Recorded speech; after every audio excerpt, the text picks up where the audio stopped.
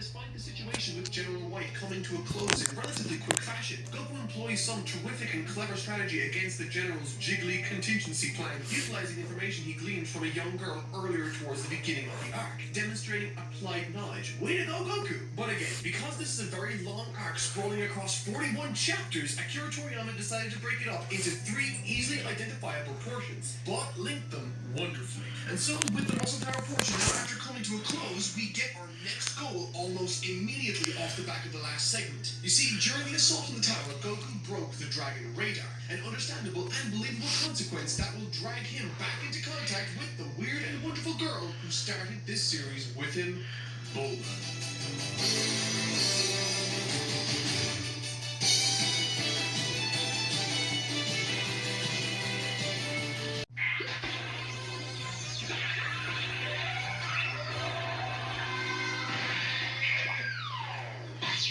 Yeah, that felt good. Goodbye, old Krillin. Hello, bold new world. And really, these qualifiers here are all about catharsis. Knows she's doing it a little bit wrong, is why she likes it. That's our natural born contrarians. It doesn't matter the circumstances, they just like going against the grain. The last 2 toys we got, not including the big cat net, were the feather on his... She is scared, but is it the good kind of scary, you know, like riding a roller coaster? I want her to have fun, but not if it stresses her out too much. So this is called the Vitreska Meow Nooker cat toy set. She's eating right now. She's gonna be so excited.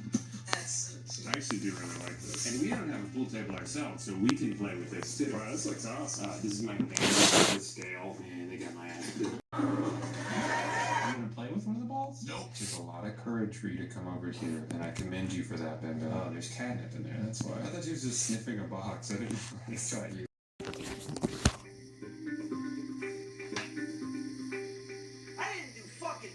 So far, I have some evidence that she's enjoying the toys. For example, every night I'll put some poop here, reverse psychology. And then in the morning, I notice they're strewn all around the house. What happened here?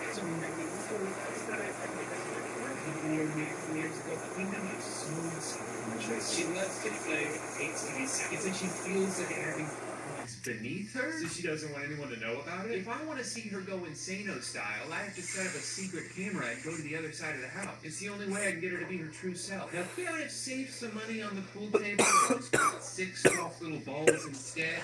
Yeah, Certainly playing by the rules here, even though I've explained them several times. The balls with the sticks. She also could not care less about the cardboard accordion trash sphere. Again, she just likes the ball. Which is funny, because we've bought balls like that before and play pool. Silly ought to be, I think, as iconic as Frieza's floating chairs thing. What a visual and what a guy. Goku versus Tao Kai. Every single molecule of this fight drives home one specific message. Tao is impossibly powerful, fast, and deadly. Landing thunderously before Goku and his friends, the pillar crashes to the ground, and in mere moments, Upa's father is mercilessly killed. There's no time to even catch your breath or register the emotions necessary to understand the horror and tragedy for Upa, because Tao, like a monster turning his attention to Goku, unleashes a massive strike toward him. This is the first high-drama encounter in fight that there's been in the series. There are no jokes, there's no levity, and there's no ostentatious flaunting of techniques or poses. This is business, and in a few strikes, while easily absorbing Goku's absolute best, fires the kill shot towards Goku. This fight felt like a runaway train that out of nowhere ended in an instant. And I mean that in the best possible way. And as Goku lies there motionless, I couldn't help but think about how this moment might feel in retrospect. One particular element of Dragon Ball that I absolutely adored was how routinely our main character, Goku, would ultimately be defeated.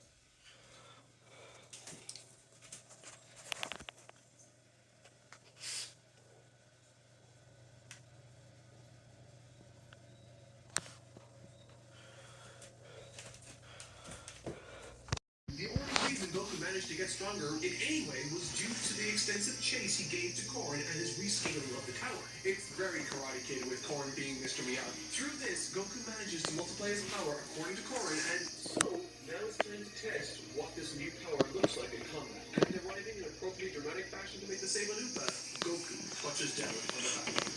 And if you thought the first match with Tao was dominant, this one is 10 times worse. Tao and his now late father, pushing forth with gusto towards Fortune Teller Baba's dwelling in search of an answer for the final Dragon Ball's location. This portion of the story reminds us that while the arc was named after the Red Ribbon Army due to his pervasive pushback throughout the material, this story is still ongoing.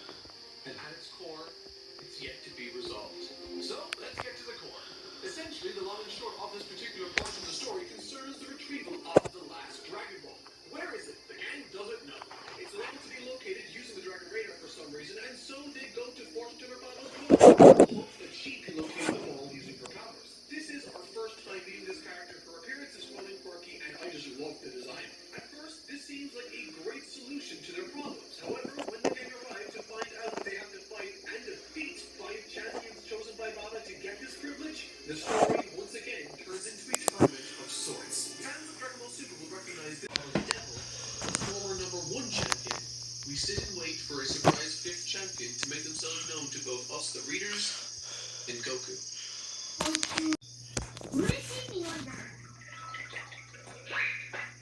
This is one of my favorite encounters in all of the Dragon Ball story, including Z.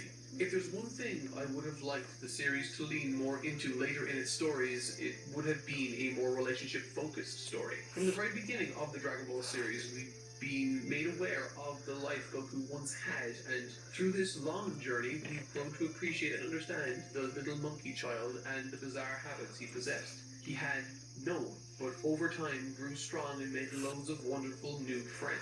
And one could argue, because of the lessons his grandpa Gohan instilled in him. And having started off this arc in search of an item that represents his grandpa, in the end, despite having to give up that for someone else, he still got what he wanted in this scene. Goku versus his deceased grandpa Gohan is perfect. From the subtle hints leading up to the reveal utilizing Goku's sense of smell, to Gohan reminding Goku to bow, all the way to the clever use of his knowledge concerning Goku's weak points. And while the fight is something in and of itself to marvel after, I think what I love most about this comes in the way of that subtle breadcrumb hint trail that leads to the outburst of emotion from Goku at its climax. He's most definitely not the sentimental sort, nor is he the kind to lament over or think nostalgically about the past. But in this moment, it's really brought to the forefront of the story that he's a little kid and he missed his grandpa. During a large portion of his life, all he had in the world was him. It's beautiful. And I don't think I was the only one who thought so either. I mean, with Dragon Ball Super paying homage to this very moment, even Goku was running for Frieza's revival during the Tournament of Power Game. He relives the fights in his mind with his late grandpa by going through the techniques and poses used during the encounter. It's a moment that meant a lot to him.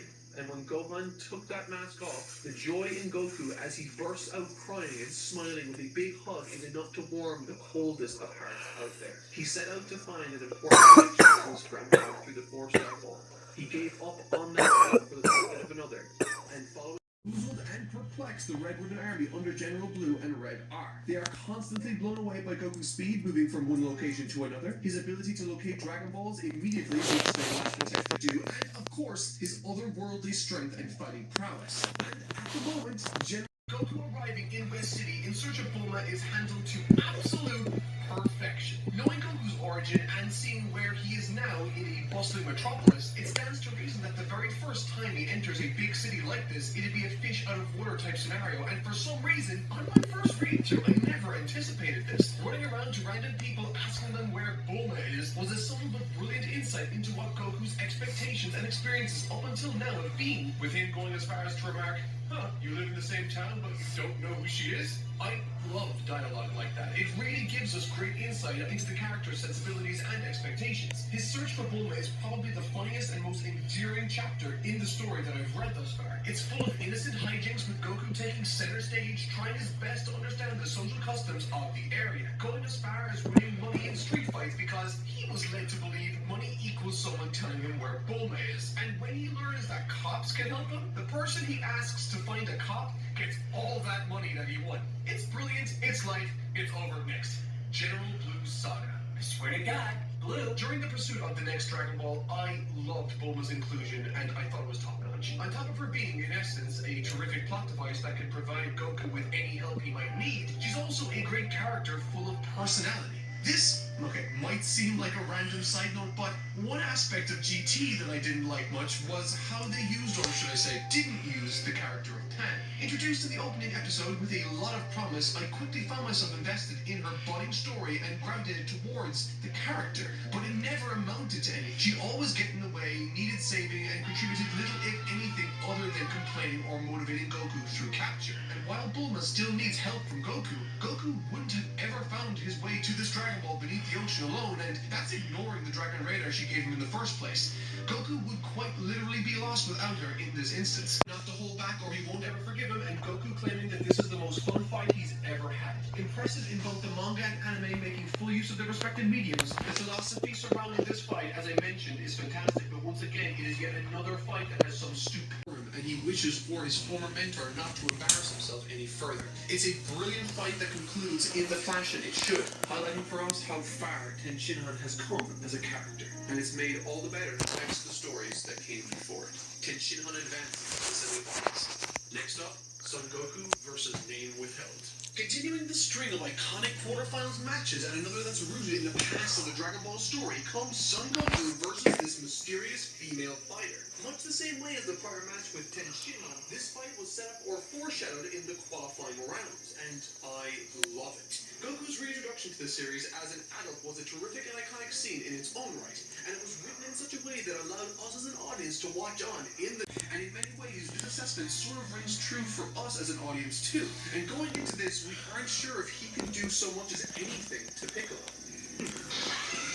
The look of surprise on Piccolo's face here is something to marvel at. You can almost see him thinking, oh damn, I underestimated this guy. The story of Krillin throughout the story has been that of a young kid looking to prove himself. Early on, this took the form of arrogance, blowing himself up, cheating, and feeling deflated when he sees others succeed where he would fail.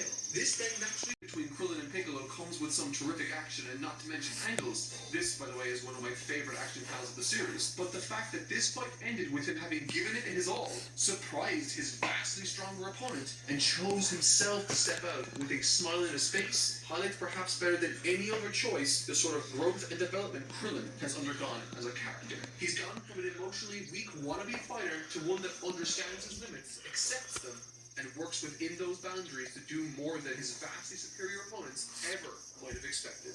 Leading Piccolo to say, I fear I won't be able to conquer this world, so... Order from this. Shen versus Yamcha. What I would like to draw attention to in this fight is just how amazing Toriyama is as a writer when he's at his best. These quarterfinals all have a unique sense of identity, but they can be paired off thematically also. For instance, Ten Shinhan versus Tao is a unique fight with a specific tone, but it shares a theme with Goku's fight alongside Chi-Chi while being a mirror image of it. Tien's fight sees him confronting a familiar face from the past, forced to put him down, and with Goku very literally tying the knot with Goku in some ways. During the Shen vs. Piccolo fight on the first page of chapter 181, after seeing the breakneck pace of the opening to this match, everyone is left stunned. Roshi, Krillin, Ten Shinhan, Yamcha, everyone except for Goku. Without words, this helps him stand out from the crowd ahead of his match in the finals. And on the topic of the finals match, see